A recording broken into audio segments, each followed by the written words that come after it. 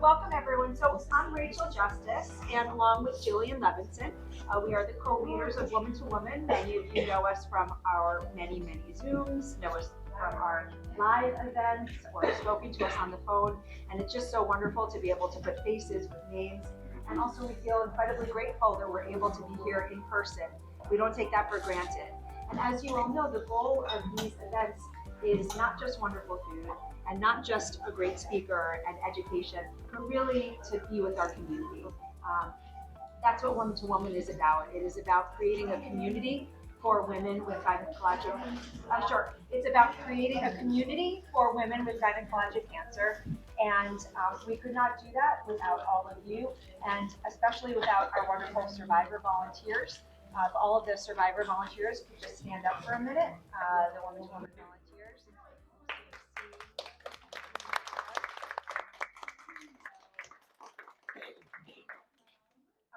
It's on Debbie. Debbie, okay, all right. So sorry, I'll speak loudly. But again, I think most of you are here because you know that Woman to Woman is it's a community for women with gynecologic cancer, and the motto of our program is that you are not alone. This event is the perfect example of that. You are in a room full of sisters, and we are thrilled that you are all here. Woman to Woman provides educational support, emotional support, peer mentoring, financial support, and really whatever we possibly can to help women go through their gynecologic cancer experience and cope as positively as possible. Jillian and I are always available. Call us, email us, go onto our website, just reach out, because if there's anything we can be doing to make your lives easier while you're doing the hard work, that's what we want to do. We have a really packed agenda, and I'm going to actually turn everything over to Sandra, one of our amazing volunteers, and she'll tell you what to expect for today. But again, just a huge thank you to all of you for being here and for being such, the backbone of our community.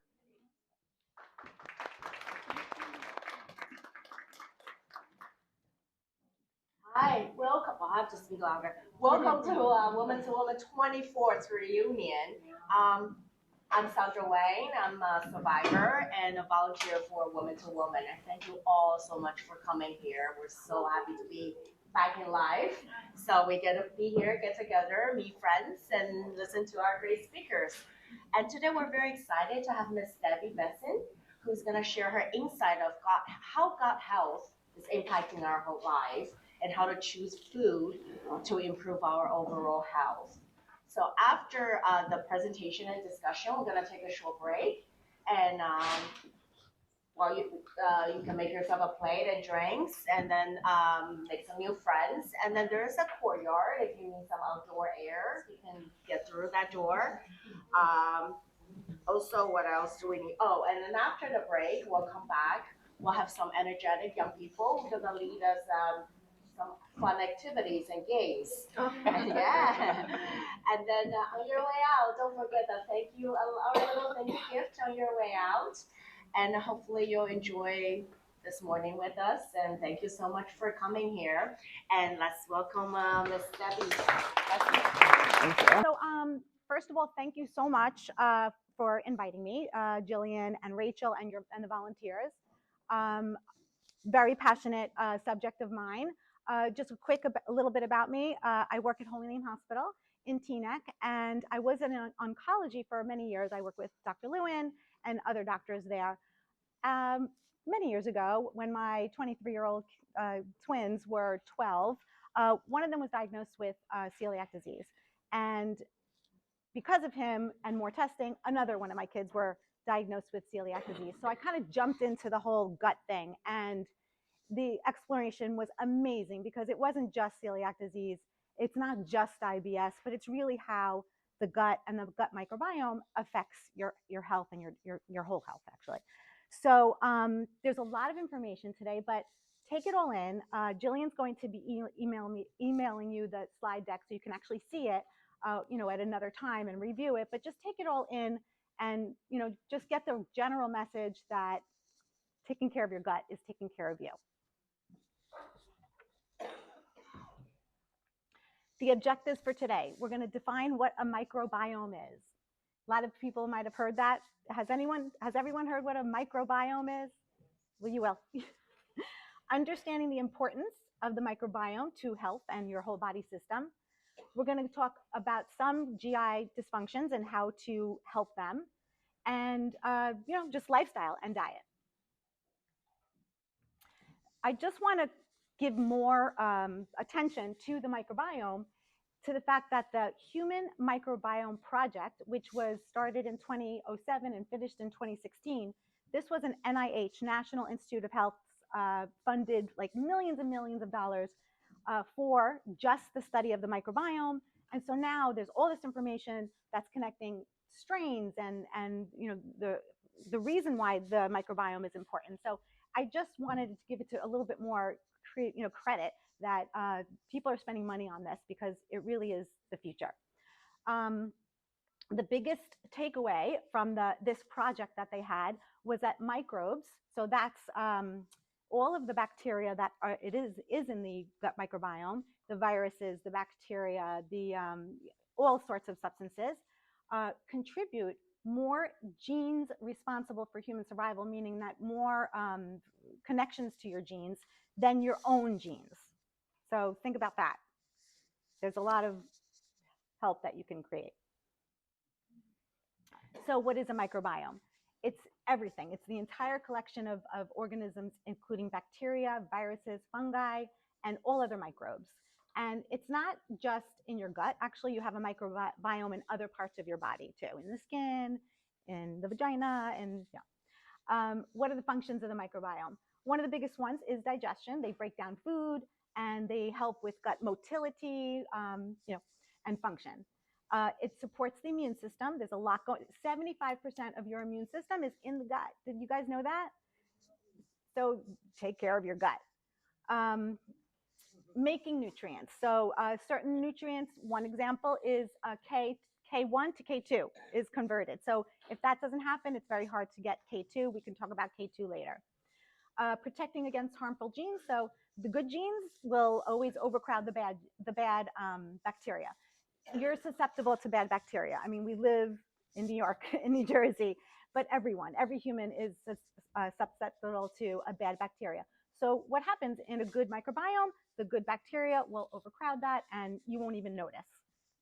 And we're going to be talking about a gut-brain connection, which it goes both ways.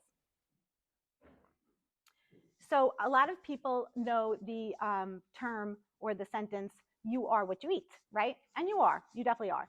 But what I like to talk about is you are what you absorb, because if you're eating and not absorbing, if your gut isn't healthy enough to absorb the nutrients, then you're not what you eat. This is the microbiome in numbers. I'm just going to go over a few of them because I just want to give it more wow factor. So 90% of diseases, and this was from the NIH Human Microbiome Project, can be traced back to the gut and gut health and the microbiome, 90% of diseases. You have 10 times more outside organisms, these microbes, than your own cells. I thought that was really interesting. 100 to 1, the genes in our microbiome that outnumber the genes in our genome, our actual genes. And the list goes on. I'm going to talk a little bit about how the microbiome affects cancer and cancer treatment. This is studies and research that are continuing on. So this is a little bit scratching the surface, but I feel like this is going to be a new way of helping chemotherapies work better, your body tolerating it. So this is also from the HMP, and they said that some collections of microbes can determine how one responds to a particular drug treatment. So a few things. With chemo, there's bioavailability. Everybody absorbs it and treats it a different way. And this has to do with the microbiome and the microbes that are in there. Toxicities.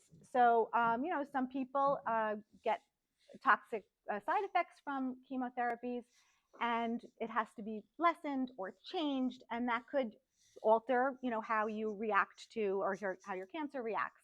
So it's very important to help minimize those toxicities, and one way to do it is to improve your health, your gut microbiome, and so the toxicities aren't, And then there's a resistance. So there are some bacteria that they found that created resistance for your body to accept the chemo and let it do its job. And I'm just going to throw some of them out there, but this I don't want you to write down, but just know that there's going to be more and more research.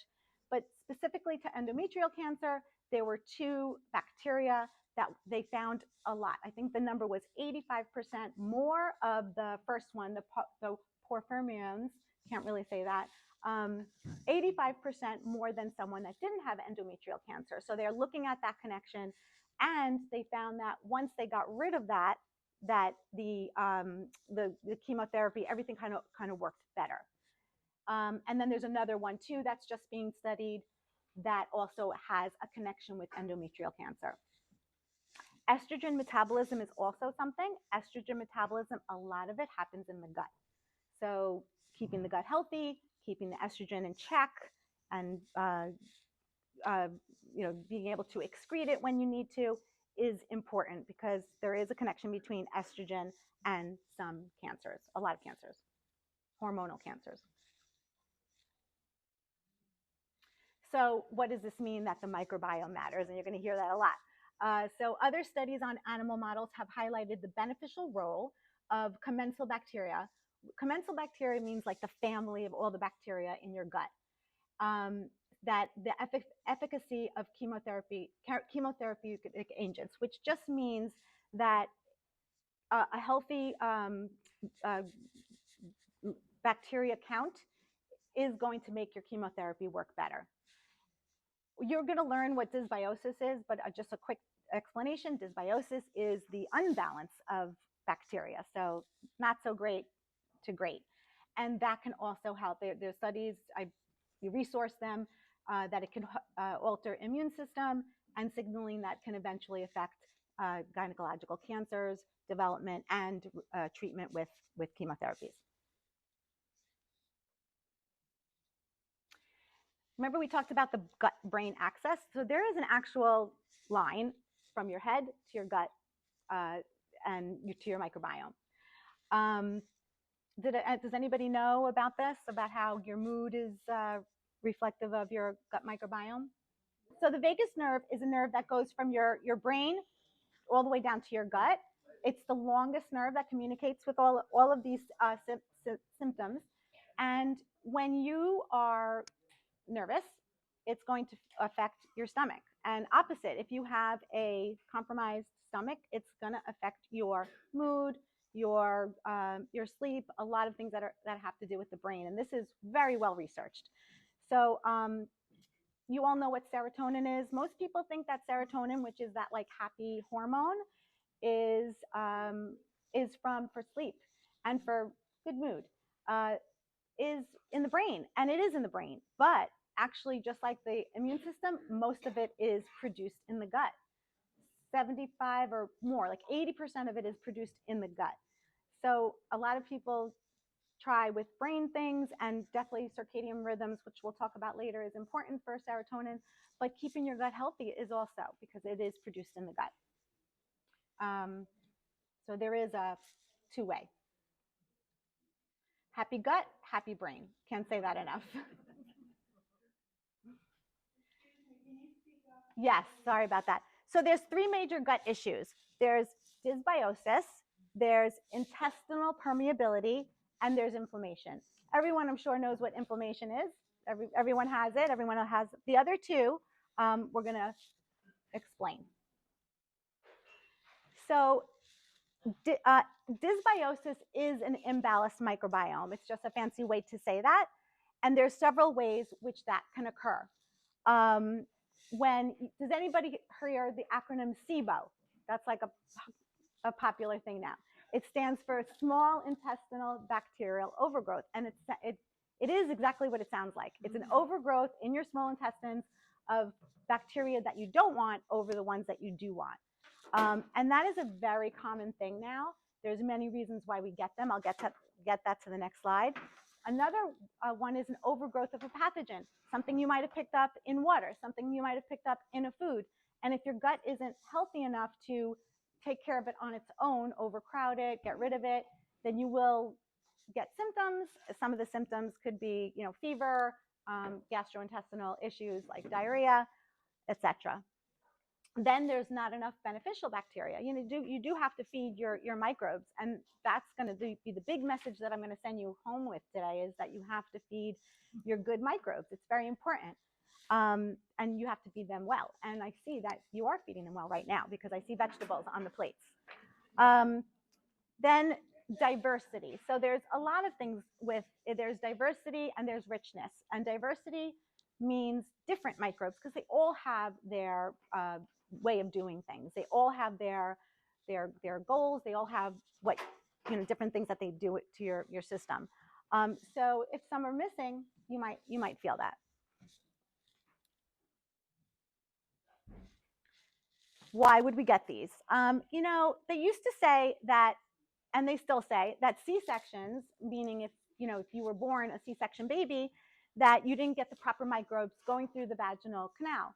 But now they're finding that you can get it from the skin. So babies do actually still get it from the skin. So it used to be more of a thing, not so much anymore. Formula feeding versus breast milk. Breast milk has microbes in it. It's another great way to inoculate your baby. But there are some probiotics now in formulas, so that's getting a little different too. Antibiotic use is one of the biggest ones, because what do? They kill bacteria, the bad bacteria, but they don't just kill the bad bacteria. They kill good bacteria too. Poor diets, of course. Standard American diet. You ever hear of that term, SAD, the SAD, Standard American Diet? And that's because it's not high in micro-friendly fruits and vegetables. It's very carby, very high protein. Toxins, which we talked about before, you can get from food, you can get from water, you can get from really, our environments here. GI infections, that's pretty common. Stress, because of the gut-brain connection, can also alter your microbes. And as we age, we have less and less stomach acid, called hydrochloric acid, HCl. That's just a thing. As you age, you get less. But there's other reasons why you might have a low stomach acid. Who here is taking reflux medication? Yeah. So, yes, they have their place, but they should never be taken for too long, because they do lower your acid. And acid is one of your fighters against bad bacteria. It kills it off. So if it's constantly low, there is a good chance, not a good chance, but some chance that you will have an overgrowth. Anyone hear the term leaky gut? Okay, it's kind of a funny word, right? And I used to be embarrassed a little bit saying it, that my patients would think I'm crazy. I'm like, just like, but I want to show you this before we get into the leaky gut. I did a search on PubMed. So that's like where all the good research is. And I put leaky gut in there. And look, they're even using the term leaky gut. So I'm not embarrassed anymore. It is a thing, it's a term, and they're actually using it in research. So leaky, you could see the difference in this little picture. Leaky gut is when the enterocytes, which are these, they're not strong and holding together, and they become weak. And then that means that amino acids, proteins, and toxins and whatnot can go in and out of your gut. So going out, not good. Going into the bloodstream, in, not good either for your stomach. So this is an actual thing, and there's another name for it.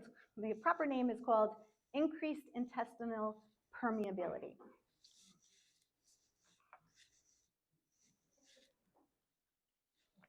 Why would we be getting that? A lot of the same reasons: stress, dysbiosis, so imbalance of good bacteria, surgery. Surgery, not especially abdominal surgery, but even if it's not abdominal surgery, there's so much going on with surgery between the stress and the medications you get that we typically see a leaky gut after surgery. Certain medications could certainly affect leaky gut. One of them is like aspirin. Alcohol, unfortunately, a big gut intestinal permeability promoter, unfortunately, but it is true. And poor diet. A couple more that I didn't write down here is artificial sweeteners have been known to do that too. So I don't like to recommend the artificial sweeteners. There is, a connection there. And a bunch of medications besides the aspirins. Oral birth control is one of them, actually. That also has been shown to cause leaky gut.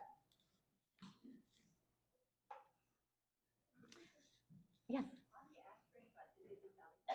Yes. Mm-hmm. Actually, that's not true. The NSAIDs, yes. Yes. Not the ibuprofen. Inflammation, everybody knows what that is. It's just like this chronic state of your body being inflamed. And that could be caused by the overgrowth or food sensitivities. And there is such a thing as food sensitivities. There's allergies, there's sensitivities. Allergies are usually quick, but sensitivities you could eat a food and 72 hours later, get a symptom. So that's a little harder to find. You can find those with elimination diets, either with testing or with a real elimination diet where you're just eating the basics and the foods that don't typically cause. Now, I do a lot of food sensitivity testing, so I can share with you the ones that I see often. And I think it's just because it's in our food supply a lot. The number one is wheat. I see that often. And that's why a lot of people are on gluten-free diets, because it does help them. I also see cow's milk, so dairy. I see soy. Do you know why I see soy? Because if you look at any ingredient in processed foods, you're going to see soy fat, soy protein, soy something. And the last one is corn. And again, I think it's because of the high fructose corn syrup, and they're using corn in our food supply. So you can gain that information from all of the testing that I've seen. Those four are really the biggest ones. So if an elimination diet is something that you would like to try, then I would start with those four. Yeah. Would that apply to, for example, corn on the cob or tofu, or is it really the more processed corn syrups? Yeah, that's a great question, but I think we just got so overloaded that even the corn and soy, but I'll just give you a little tidbit about corn and soy. If you're eating it and it's not organic, it's always going to be genetically modified. That's just with the way our country is and other countries. So I do recommend, if you're eating soy and corn, because they are very helpful, they have so many great benefits, that you do choose an organic one. And these days, it's really not that much more expensive than the non-organic. So good question. I don't know 100%, but this is what we say. To deal with gut problems, the community, has come up with a 5R gut protocol. And I'm going to just quickly go over these. The first one is remove. So what are you going to remove? We're going to remove the irritants, what we said is going to cause this stuff, like alcohol, the aspirins, ibuprofen, caffeine, sugar, sugar in processed foods, processed oils, like the seed oils, like canola and even sunflower oil, are inflammatory. They're higher in omega-6s. For anti-inflammatory, you want things that are higher in omega-3s, like olive oil and avocado oil, and even foods like nuts and seeds and avocados. But Potato is refined starch. Well, Omega, that's bread. that is bread. Yes. Yeah. Yeah, I'm not against bread, but this is if it's really refined and you're buying it at the supermarket and there's all sorts of chemicals in there, which most of them are, it could be a problem. So removing. Now, another way you can remove is by using herbals. And I wouldn't do this on your own, but I just want to show you that there are things out there that aren't just antibiotics. But if you are having a dysbiosis or a SIBO, you do have choices. You have antimicrobials, which I use a lot in my practice. We use very good companies that create blends.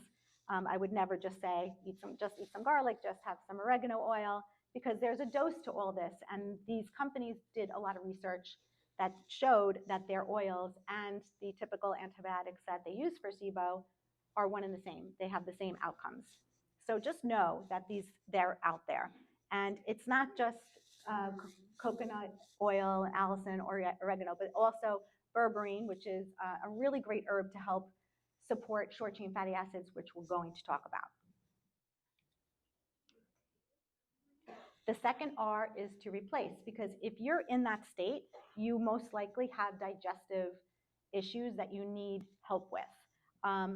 Stomach acid, we already talked about. HCl, it goes down naturally. It also is affected by medication. So that's something that you might want to replace. And that could be done with supplements, or it could be done with apple cider vinegar, something simple like that. Digestive enzymes are also typically affected. And so just a short course of taking enzymes with your meals could be very helpful. Bile, which is from gallbladders, and some people don't have gallbladders. So that's an issue that we need to, that I always ask if someone has their gallbladder, because for some reason people forget that they don't have a gallbladder anymore. And it's important information for me because of the bile. Cleansing waves is something that your intestines do when you're fasting. So if you're going from breakfast to lunch and you're about 3 hours in, your intestines do this kind of sweep. And it's important for creating the bowel movement and to get rid of toxins. So I find people who aren't taking those breaks in digestion don't get enough of this cleansing wave, and it could be a problem. So that's something I ask too. Meal timing is very important. And then nutrients. There are certain nutrients that need to be replaced because medications, especially those reflux medications, not only do they possibly cause SIBO, but they also decrease the absorption of certain nutrients because nutrients need acid and they need certain things. So ones that come to mind are vitamin D, calcium, iron, B12 is a big one. Yeah. What you just mentioned, vitamin D, are those good to take or bad to take? So those are compromised with absorption when your acid is low, when your digestion isn't good. So being on those reflux medications for too long can really affect you. So either you got to supplement with them or try to wean yourself off of them. Yes. So the reflux medication is not too good to use? Not for a long time. Right. What about taking baking soda? I think that's okay. Yeah. Repair, that's the fourth R. So after all is said and done, this is repairing your gut lining. The gut lining is really, really important to keep structurally sound. So we have all sorts of ways to do that. Some of the more simpler ones are bone broth, collagen, and gelatin. Then there's an amino acid called L-glutamine. It's very, very, very popular for doing this. And zinc carnosine is another one. The fifth R is the relaxed, the reducing stress, the trying not to get stress in the way of things, which I know is hard. So I like to just do a very quick mindful eating routine for you guys to take home, and this is what it is. And maybe you can try it with your lunch. But first, you'll take a look at your food, start eating with your eyes and your nose, smell it, trying to get those digestive digestive processes going, because that is a thing. And then appreciate it, and whether you thank it but also challenge it. What are you doing for me? Are you giving me nutrients? Are you not giving me nutrients? Is this gut friendly? Is this not gut friendly? And I'm not that bad that if the answer is it just gives me joy, please. That's a great answer. You just don't want that answer every meal, every day. You want it sometimes. So do that, and then take your first bite and put your fork down. Put your fork down, or else your mind is going to go right to your next bite, or to the fork and the plate. And just enjoy what's in your mouth and chew it. As you chew, saliva forms. Saliva has digestive enzymes, and they help with the whole process of digestion. So that, and also your brain gets that sensation that it's getting full. The hormones are all working. And it's I mean, who doesn't eat so fast? But just try to do this a few times a week, just to get into the habit. This is a habit that's hard, but you can get into it. Some other relaxation tips is exercising. Exercise is really good for the gut. for many reasons. Sleep is so important for good gut health. Sleep is so important for everything. I mean, you really need about 7 hours. And so if sleep is an issue for you, I would put a little priority on that to try to help that. And there's a lot of things you can do. There's apps, there's meditations you can do. There's some supplements you can try. I've tried some of the more successful ones, and the easier ones to get are magnesium. That's like a great way to take at night and just relax. But there's others. There's an amino acid called L-theanine that we've tried. Melatonin is pretty popular. It doesn't work for everybody, but melatonin does work too. But that is something that I would definitely put some energy into. Meditation. Now, there is an app. It's fairly new. I know there's a bunch of them, but the one that I'm looking at now, it's called Nerva, Nerva. And their research shows that this 3-month program that they have on their app significantly reduces IBS symptoms. And I've actually just had a patient on it, and he had told me that his symptoms, if he had to put a number to it, he said 60% reduction in just using this app. And it's all meditation and some other behavior changes. Sunlight. Okay, so sun is really, really important. I would suggest that you get out into the sun every day during the day, because this is most of the reason why it's important is the circadian rhythm. And that helps not just your sleep, but your gut as well. So just going outside, some people say morning is the best time, but everyone's busy, everyone has their own schedule. So I say just go sometime during the day when it's not too late. This really, it signals your brain to say, okay, I'm up, this is my awake time, so that you have a downtime. If you don't have an awake time, it's hard to have for your brain to realize that there has to be a downtime too. So circadian rhythms and sunlight are very, very important. There were some studies on actually going outside and having the sun touch your eyes when they're closed, and that was supposed to help with serotonin production. I don't know, it just feels good, so we may as well try it. Probiotics. I think everyone now knows what a probiotic is, right? It's fermented foods. It's foods that have been fermented with various things, and they have cultures, and they're really good for your gut.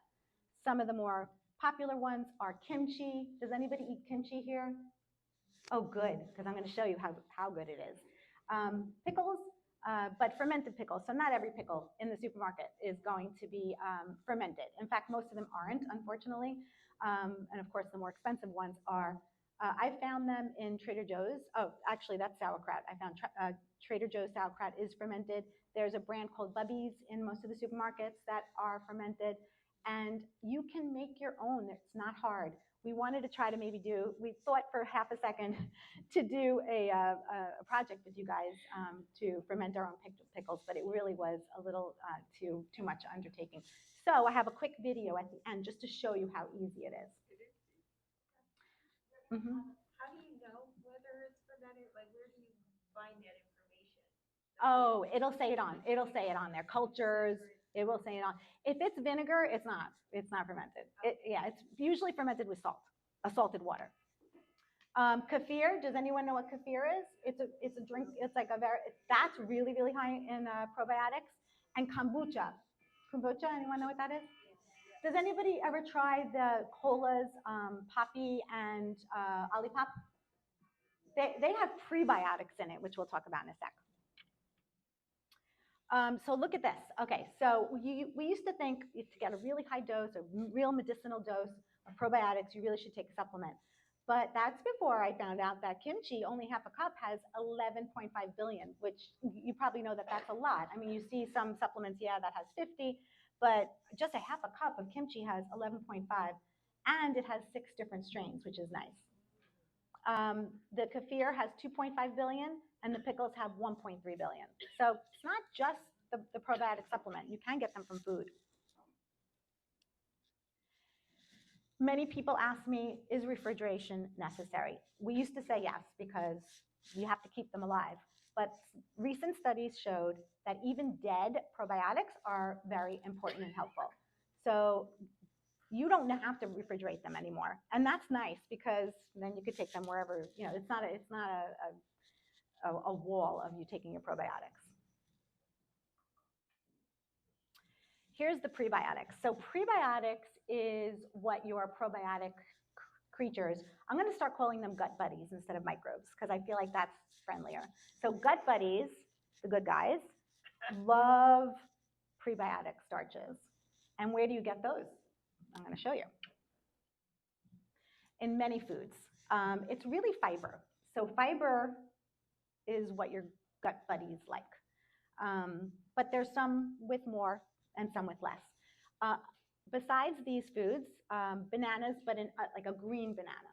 So green banana, before it changes its starches, has a lot of prebiotics. So prebiotics like resistant starches, when you eat them, they don't digest until and it breaks down a little bit more in the large intestine so that you have food for your large intestine gut buddies. Apples, chicory root, inulin. Inulin I see in a lot of foods that are like healthier foods that are processed. Onions, garlic, two big ones. Lentils, some oats, a lot of beans. And then as you see on the right, the cooked and cooled, I have cooked and cooled rice, I have cooked and cooled potato, and cooked and cooled oats. And the reason why we like to suggest them cooked and cooled is because when you cook them, it creates a starch. When you cool them, that starch becomes more resistant. And they've done many studies on this, even with diabetes. They had people eating hot rice and watch their blood sugar go up. And then they had people eating a cooked rice and then cooled quickly and then eaten. And you could heat it up after that. And there's a significant change in a glucose reaction because of the resistance. So postbiotics are what you get when your prebiotics feed your probiotics. And these are called short-chain fatty acids. And these are very important. This is the fuel and what your gut buddies love. I named a few. Butyrate is one of the more popular ones and more researched ones. You can take supplements, but food, you can take food too. One of the bigger sources of butyrate is ghee or butter, but ghee even more. Do you know what ghee is? It's a clarified butter, really rich in butyrate. And so remember we called enterocytes those cell lining, the little cells on the lining. That's what the enterocytes are, and that's what feeds them. So what are the benefits of these short-chain fatty acids? They stimulate T cell production and improve your immune system, protects the gut lining, and remember how important that gut lining is. It helps with the weight loss because it helps with hunger signals. It improves that gut-brain connection. And, well, other thing, it goes beyond. It goes, to blood pressure and cholesterol. It's really, really an overall body system benefit.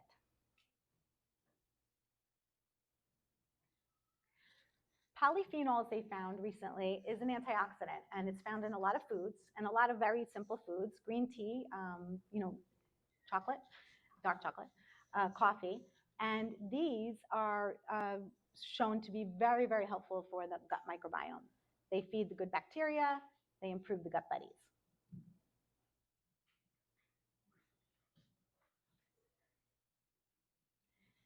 I'm going to talk a little bit about probiotic specific strains because with the Human Microbiome Project, not only them, but other research has shown some promise with very specific strains, and they named them and numbered them. The first three are for weight loss, and there's pretty good data on reducing your waist size, your fat mass on these three specific strains. They might act a little bit differently. The Espoulardi is a very specific strain. One familiar brand, you might see it like CVS, is Florastor. And that is really, really good for diarrhea. Or for, if you're taking an antibiotic, that's the one that I would take. Because that helps with that dysfunction that the antibiotic creates when you take it on your good bacteria. So it lessens diarrhea and helps protect against C. diff. which is a bad bacteria infection.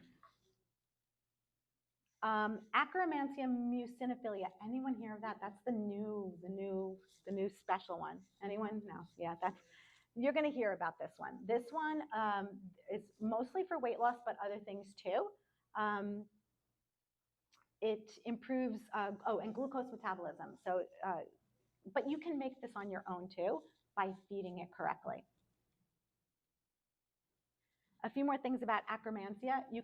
Green tea extract has shown to increase Akkermansia, cranberry extract, and they're now coming out with Akkermansia probiotics, single strain. They're very expensive right now, but this is like the new darling in probiotic strains. And fasting can also help increase your Akkermansia. There's a couple more that have to do with sleep. Lactobacillus reutii NK33 and Bifidobacterium adolescentis NK98 has been shown to help with sleep, brain stuff, sleep, anxiety, depression. And there's another sleep strains, total microbial diversity. So diversity is really important in your family of microbes, which means increasing the diversity of your microbes means increasing the variety of what you're feeding them. So if you're always eating the same vegetables and fruit or whole grains or beans, it's good, but you're only giving them certain amount of fibers. So really diversifying. So going to the supermarket and picking a different bean every week or picking a different green every week. So maybe you'll pick spinach one week and kale another week and Swiss chard another week. And that goes for all the different types of vegetables and fruits. I hope this works, but I found this probiotic guide that you might be interested in. Yes, it did work. It breaks down some strains. I'm going to show you. So it will give you brand names, what it was studied for, the strains that they have, and what it could help with. So this can help you in shopping for a probiotic supplement if you choose to.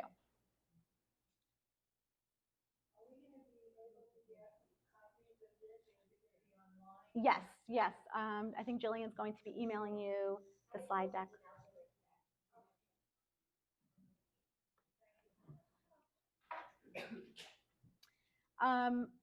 Question: multi-strain or strain specific? So people used to think, now that all these strains were coming out, people used to think that these strain specific probiotic supplements are the way to go. But more and more, not only research, but just like in humans, how they're feeling, it doesn't matter. They're saying multi-strain. So just get one with a lot of different strains with a high dose, because one probiotic could create other probiotics. So, the Akkermansia strain could be important, but you can improve it in other ways by taking a different probiotic. So I wouldn't focus so much on the specific strains. I would just go for a general multi-strain probiotic supplement if you choose to take a multi-strain. You can also get it from food. Bitters. This is my favorite topic. Bitters are great. I mean, these are literally just, different kinds of foods that your taste receptors will start feeling that bitter and wake up your digestive organs to start creating digestive things, So it revs up digestion. Does anybody know what a GLP-1? You're probably going to know it as like an Ozempic. Yeah. So all those GLP-1 antagonists, it's called, what the drug does, it increases GLP-1 with their method, which is something with the pancreas. It's very, very complicated. But eating bitters, it's not going to do it as much or as hard, but it does the same thing because your GI tract actually has taste receptors. So when it gets that bitter feeling, it will increase your GLP-1. So I love using bitters not just for good health, good gut health, good absorption, good digestion, but also for a weight loss. It's an easy trial. It's inexpensive. These are the foods that have bitters, but if you really want, a good dose, then I would get like a digestive bitter tonic, like something that you can get from like a health food store or online. Does anybody ever see those digestive bitters on the shelves in your markets? No. Look for them. Yeah. Whole Foods would definitely have them. If you do want to take them, I would suggest taking it before a meal, because that's the whole purpose. Fiber is, I am ending on fiber because I think fiber is the best thing that you can do if you're going to make any change at all, is to increase your fiber. Most Americans get maybe 10 to 15 grams of fiber per day, and the recommendation is no less than 25. That's a big jump, but our American diet is not so fiber full. And fiber is so important for so many different things that sometimes all I do is add fiber, whether it's food or supplementation at first, and that helps so many things. It helps with GI, constipation, it helps with weight loss, it helps with glucose control, it helps with cholesterol, it lowers cholesterol, it just does so many things. And this is what your gut buddy's like. So we already talked about the benefits. There's two different fibers out there in the fiber world, soluble and insoluble. Soluble is more the bulker. So those are things like in food, it's like oatmeal, banana, apple, flaxseed, chia seed. And in the medicine world, it's Metamucil, psyllium husk. Insoluble fiber is important too, because it helps move things along. There was a study that showed that 50 grams, which is a lot, I don't get 50 grams of fiber per day, but there was no traces of colon cancer in people who ate 50 grams of fiber or more. And I doubt they looked in this country, they probably looked in another country, but that was fascinating to me. Fiber is the answer, really. A couple of other things about fiber. Sometimes I use a fiber called glucosamine, which is the konjac root, which is really an Asian tuber. And they've been using this for a while for cholesterol, weight loss, and glucose metabolism. You can buy it. It's a simple powder. You can put it on your food. You do have to increase your water when you're increasing any fiber, especially the supplemental fibers. And just some simple ways to increase it: oatmeal in the morning. Any bean is a great source of fiber. The psyllium husk comes not just in Metamucil, but also a little cleaner. You can find them in health food stores, or I think Trader Joe's even has a psyllium husk that's pretty clean. It's just that. Sweet potatoes are a great source of fiber. The whole foods diet means exactly that. Less processed, the more whole, and doesn't mean you have to cook everything. A slightly processed. There's a difference between whole or raw, somewhat processed, and ultra processed. And we want to avoid the ultra processed. I'm all about convenience and having things chopped up already, or even a little cooked. So we're talking more about the ultra processed foods that you want to really, really limit. And this you guys have, so I just want to go over it real quick. This is the Gut Healthy Plate and includes almost everything that we spoke about. This original plate, this was changed a little bit to add the gut healthy portion of it, but this plate is actually from the Harvard T. Chan School of Nutrition, and their studies showed that half a plate of plants is really the best anti-inflammatory diet and best like disease prevention diet, which means plants, not just vegetables, but fruits, anything that grows from the ground. 1/4 of lean proteins, and then 1/4 of carbohydrates. But this one is great because it adds all of the gut buddy elements like the fermented foods, the anti-inflammatories like the omega-3s, turmeric, the bone broth, taking some supplements as well. The last thing that I have is my pickle video. So do you want to watch that first, or do you want the questions? Questions?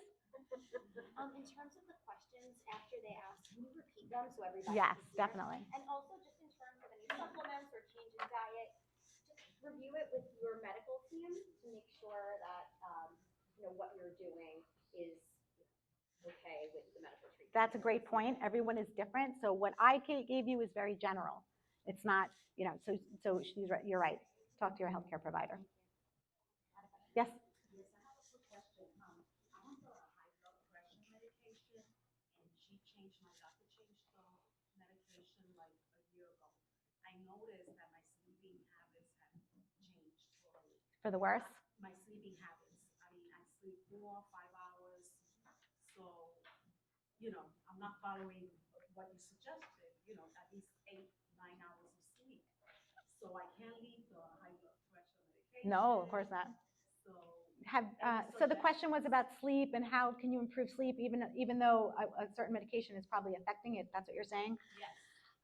Yeah, there's, did you try meditation? Did you try, yeah, are you watching TV and then going to sleep?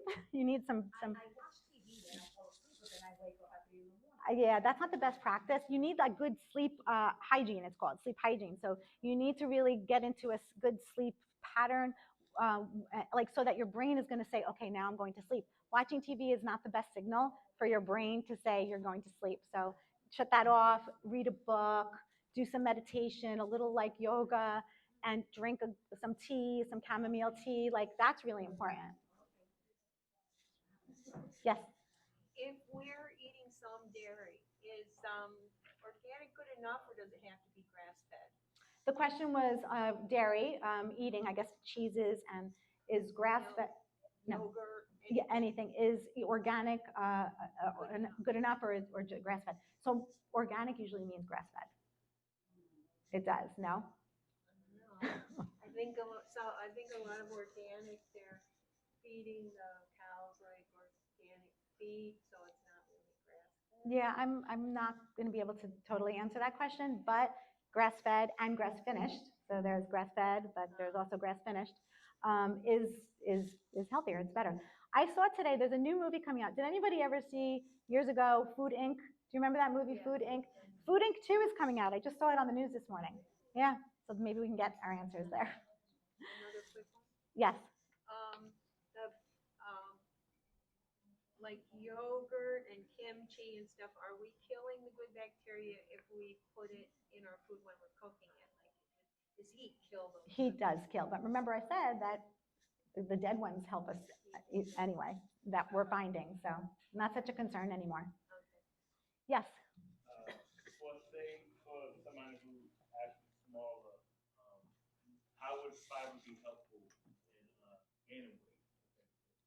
I'm sorry, can you repeat it again? Can you gain weight through fiber, say, for a smaller person? So the question is fiber good for weight gain, right? No.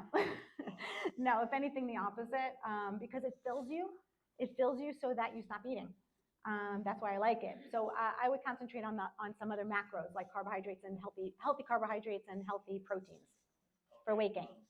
And is it possible that you can mix the carbohydrates with the fiber?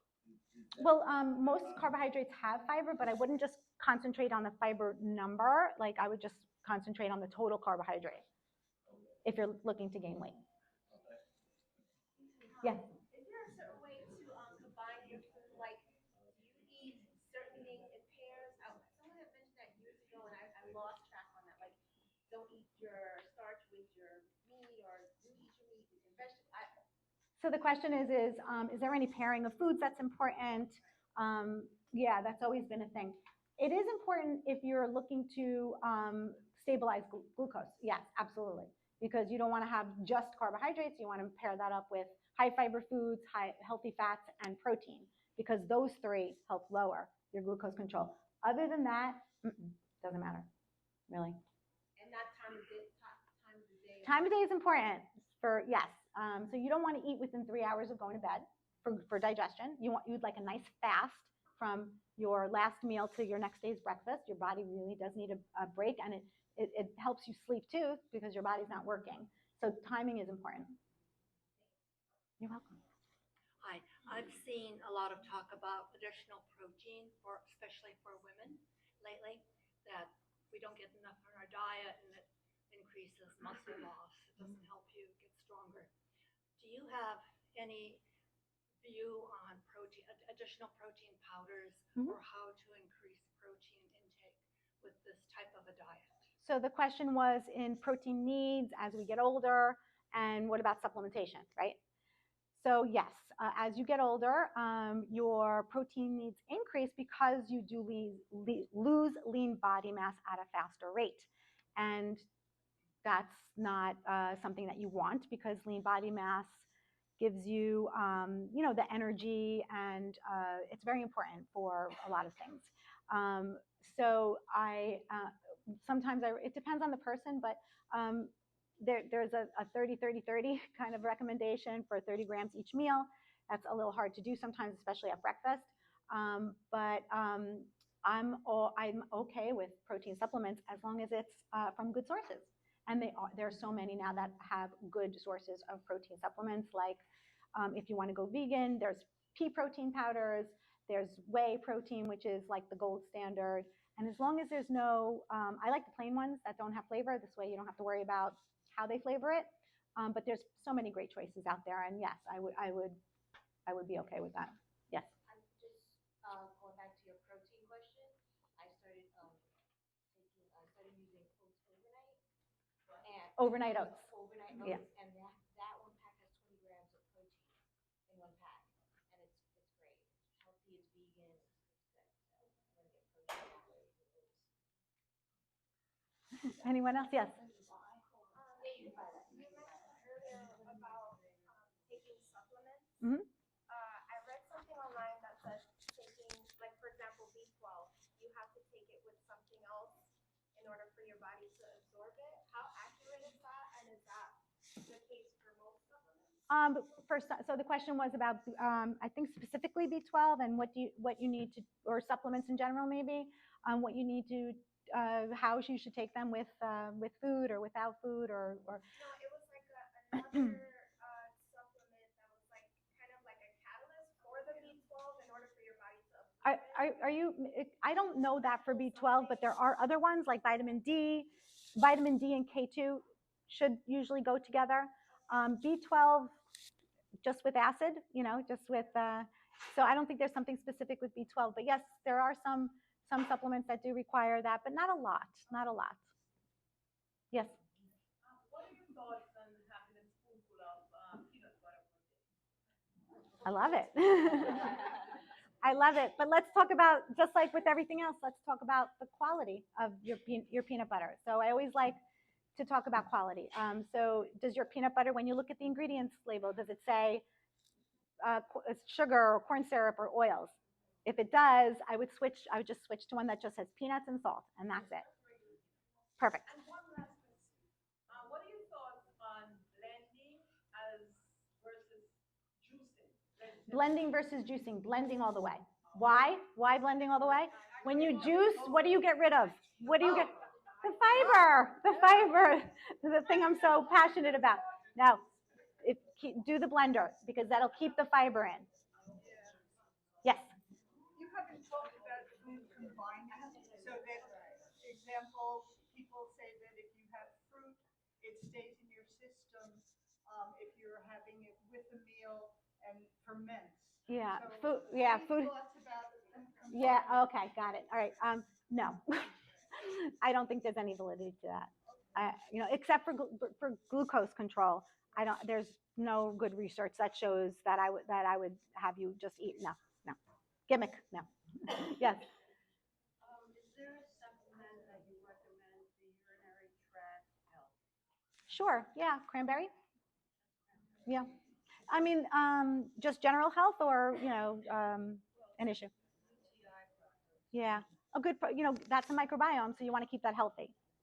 So there are probiotic specific strains for that. I probably would recommend that. Yes. I could give you one.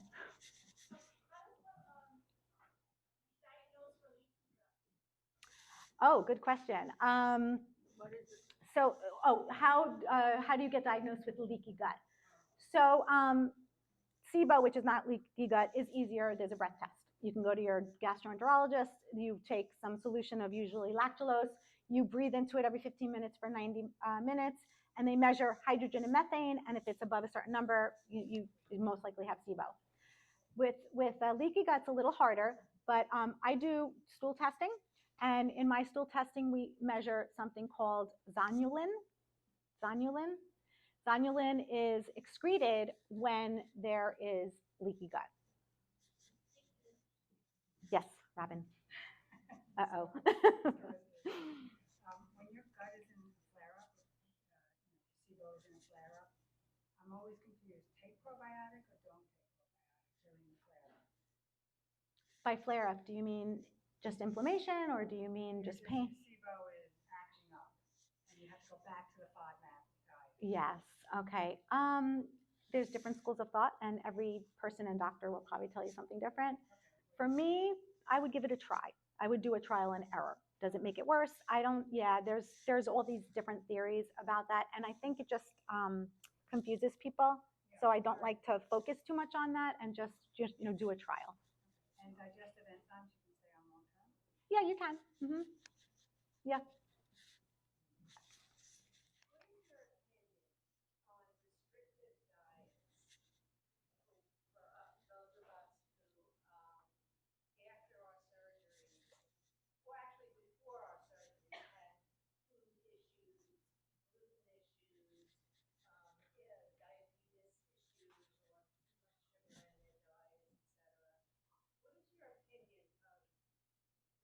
Diets like the carnivore diet. People like me who came into this with inflammation issues, osteoporosis, I had all these things before I had my surgery. Mm-hmm. And I'm finding that nothing is making me feel better. I also have suffering from GERD. Mm-hmm. So GERD and is really restricting what I can eat. Mm. So what is your opinion on Specifically the carnivore diet? not necessarily fat diets, but Yeah. I'm reading a lot about the carnivore diet, and it's unusual for me to be thinking about it because I am like allergic to dairy and have been my whole life since I was born. And yet we're told to eat a lot of cheese, a lot of milk products, and meat. For the carnivore diet. All that, and then I got GERD. Yeah. So what does the carnivore diet not have so much of? What does the carnivore diet not have too much of? It doesn't have a lot of fiber, I know that. So that would be the issue for me. I'm not into fad diets. I'm into a diet that works for you. And a lot of people are reading very specific, but these are not specific for them. They're specific for whoever wrote about the diet. So I'm not against trying keto. Actually, keto and gut health, because keto keeps the vegetables in, keto is not so bad for gut health. So maybe you want to switch over to that. But I think just avoiding a whole food group unless you really know you need to is not a good idea. We need variety. We need lots of different things in our diet to help the gut buddies. Huh? But there's a lot of protein in plants, like significant, yeah. And you don't even have to, remember how they used to say if you're a vegetarian, you have to eat rice and beans together to get all the amino acids? That's not the case anymore. You can have rice and then beans later. Like in the day, you want a lot of plants. But soy protein, organic soy, that's a great. Quinoa, it has all the amino acids. Beans are really high in protein. So I think you can get that. And what about fish? Do you eat fish? No, that's part of carnivore. Okay. Yeah, but if you can get some protein in fibrous foods too, I would recommend that. You're welcome. Anyone else? Yes. If someone has to get like iron infusions, but they get a lot of stomach cramps afterwards, is there something I can take to counteract that? I don't know why you're getting stomach cramps after iron infusions. I think that's a doctor question. I'm not so sure. Just, I don't know, hydrate and I don't know. Sorry. Yes. If we're making bone broth at home, is it really important that we're using organic meat?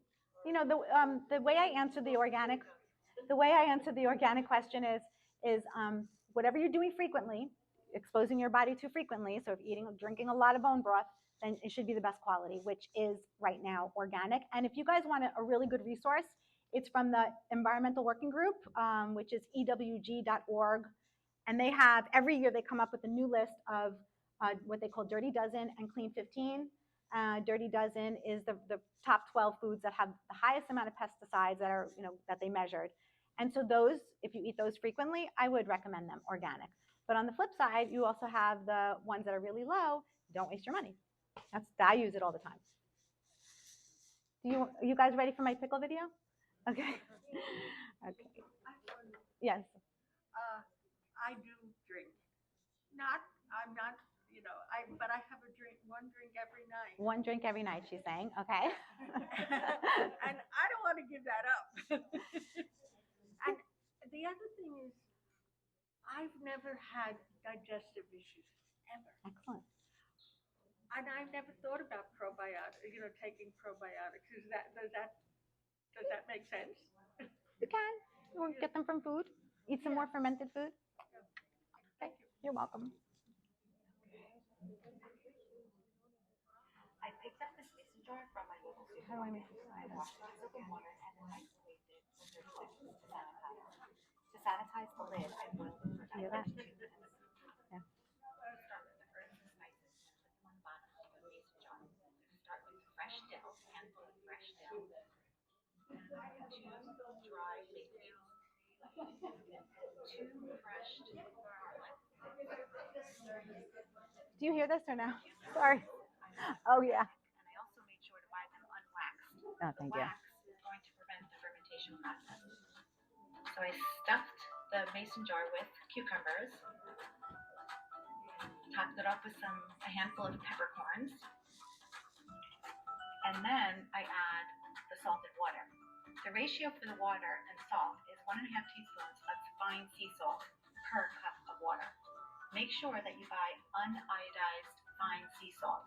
The iodine in iodized table salt will also prevent the fermentation process. I fill it up to the top and I cut some cucumbers and kind of used it as a weight to keep the whole cucumbers under the water the whole fermentation time.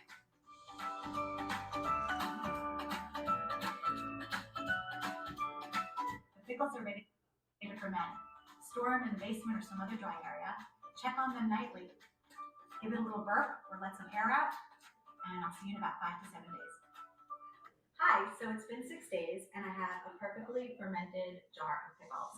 How did I know it was going to be 6 days? I didn't. I checked it every night, I tasted it, and once it was sour enough, I brought it up and I put it in the refrigerator. Besides cucumbers, you can ferment any vegetable like I did here. In this jar are fermented radishes. And there you have it, a fun, inexpensive, and easy way to get your probiotic. That's it. Thank you. Thank you.